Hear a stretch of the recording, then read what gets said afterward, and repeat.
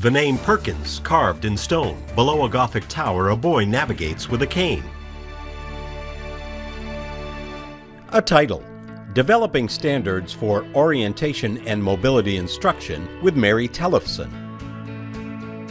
At some point, we have to get to a place where we are using a 21st century model of education in order to justify levels of instruction that kids need. So I am really passionate about finding a way to cheerlead the beginning of the development of standards in orientation mobility instruction all across the states. It's important to have standards in our field because standards are what drive the educational process. It's what justifies levels of service. It's what teachers use to justify the amount of time a child might be taken out of a classroom for instruction. It justifies everything. And in our 21st century educational model of today, standards-driven instruction is really where it's at. And that's where administrators can understand and support teachers of the visually impaired and O&M instructors in giving appropriate services. In a video clip, we see an elementary school-aged boy who is blind navigating the hallway of his public school. He trails his left hand on the wall and sweeps his cane with his right hand. Next, we see him in the school's literacy office working one-on-one with a teacher of the visually impaired. We also know that without this disability-specific curriculum, orientation mobility, that our kids are at greater risk for not being employable and not being successful in college, career, and community. And so in order to equal the playing field so that children who are blind and visually impaired have the same access to the education they need to be successful, we really need to come through with these standards. When students graduate, we want them to be able to function as their sighted peers do, except using different set of skills, accommodations, strategies, skills of blindness. But we want the same high standards that we have for all children, because standards are for all children. Fade to black. The current landscape for O&M. If we were to take our thinking about standards for O&M and apply it to a model of standards-based education, it would look something like this. A graphic slide with the title Instructional Level appears on the screen. As Mary Tellefson cites examples, bullet points appear on the screen in text. At the instructional level, we have a lot going on. Boy, we have a lot to be proud of in our field. We have research and journals, we have best practice recommendations, and we have those gurus in our field, those leaders who have taken a particular topic and just run with it with the result of having best practice strategies. So for instance, we have people who are leaders in the field of cortical visual impairment, and from them we get a whole set of strategies that will benefit kids. A graphic slide titled Fields of Expertise appears. We have people who are into traumatic brain injury.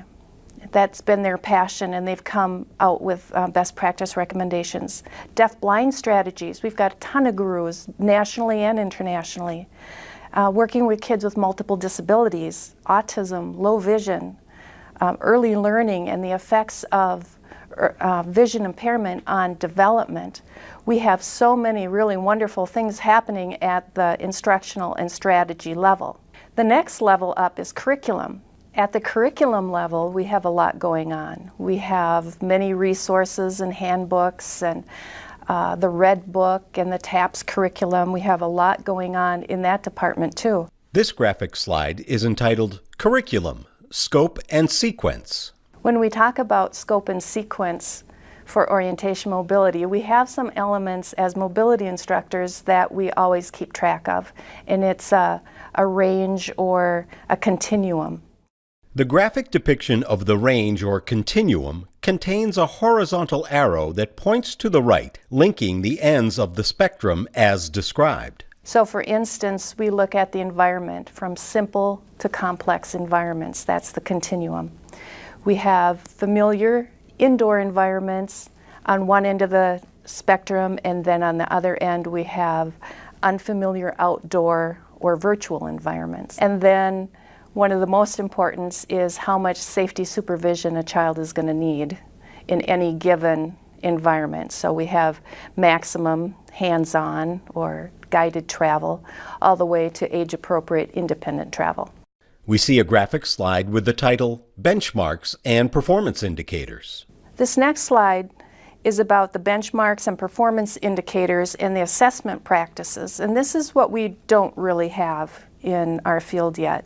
What we tend to use in our field are developmental checklists and outcomes guides.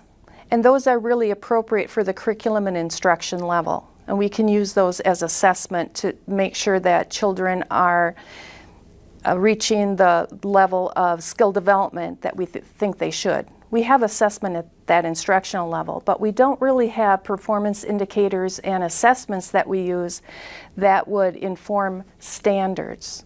And of course, those standards are what we want the children to get to by 12th grade. That's what we're reaching for. That's the overarching goal. In a video clip, we see several students who are blind or visually impaired exiting from a door at their school. A teenage girl who is blind sweeps her mobility cane on the walkway as she heads off to her next class. What's really important about that assessment is that assessment will help orientation mobility specialists to promote an appropriate level of service so that kids are able to reach those benchmarks. Because you can't have grade level benchmarks and then not give a child instruction and expect them to reach it. And depending on additional disabilities or cognitive disabilities, whatever, the individual parts of that child, they might require more instruction to reach a benchmark rather than less instruction to meet a benchmark. Curriculum Influences is the title of the graphic slide. Curriculum is influenced by a lot of different things. Local needs is one. For instance, when I was working on some standards and spoke with a teacher in Milwaukee, Wisconsin, which is an urban area or a metropolitan area, they expect their children to learn how to take a bus independently a lot sooner than I would in my rural town, because the kids in Milwaukee have to learn to take a bus because they do that. In a photograph, we see a high school-aged girl standing on the sidewalk beneath a bus stop sign somewhere in Phoenix, Arizona. The girl, who is visually impaired, holds her mobility cane as she waits for the bus. So that's an example of where a curriculum would be influenced by local needs. But also the universities have a big impact on what's in our curriculum, and consumers, a lot of great groups out there that are advocating for the needs of people who are blind and visually impaired. And then post-graduation research, when we find out from people who have graduated what worked, what didn't work, what can you do, what can't you do, and then all of that can also affect curriculum. Fade to black. Aligning O&M standards with an appropriate vision. We researched what was going on in every state that we could get information from, on the internet, as to what they were doing for standards and aligning IEP goals to standards and that sort of thing. And during this process, we came across a document from the British Columbia Ministry of Education that was so valuable because it broke down orientation mobility into 5 major domains. The title, The Domains of Orientation and Mobility, appear on a graphic slide. The 5 domains evident in this document that we found from British Columbia Ministry of Education were concept development, sensory development, orientation and mapping, travel skills or travel techniques, and communication, personal safety, and advocacy. So those 5 areas became the 5 domains for which we wrote standards. The standards themselves are usually driven by a vision. Now, in orientation and mobility, we have this vision for children being able to travel as safely and independently as they are capable. And that's a great vision. I mean, that's our motto. But it's not good enough for our 21st century model of education.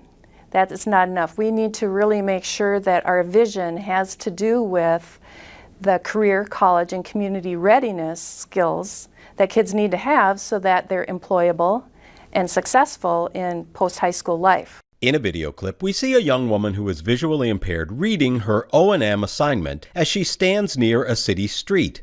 The young woman holds the pages of text close to her face. The next clip shows her using a monocular to identify the cross street of an intersection that she has traveled to.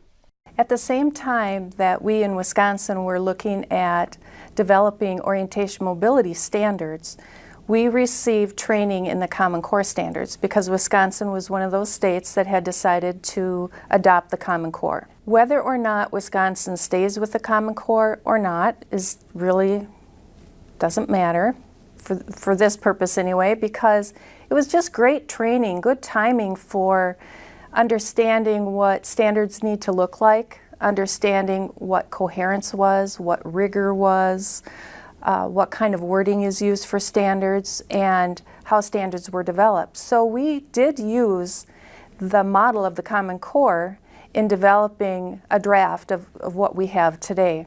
And one of the things that the Common Core used was portraits of student readiness. The portraits of student readiness were the ideals that the standards were then meant to support. So we did use those as a model to come up with a portrait of student readiness in orientation mobility. We see a graphic slide with the title Portrait of Student Readiness. Here's what it looks like. Students who are blind or visually impaired are career, college, and community ready when they travel safely, efficiently, and independently in familiar and unfamiliar environments. They use tools and skills to maintain orientation during travel. They apply specific skill sets to variables in the environment.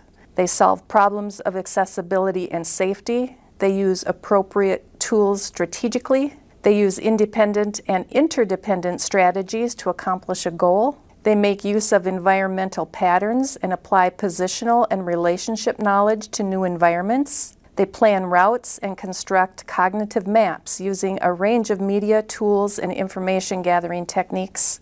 They communicate and advocate clearly and effectively, and they access community information, resources, social venues, and services, including public and private transportation. That portrait is the vision of being ready for college, community, and career from an orientation mobility perspective. And from there, we get our standards. Because in each one of those 10 portrait characteristics that was just listed, there's 100,000 skill sets involved in order to get to that place. So those skill sets become our standards.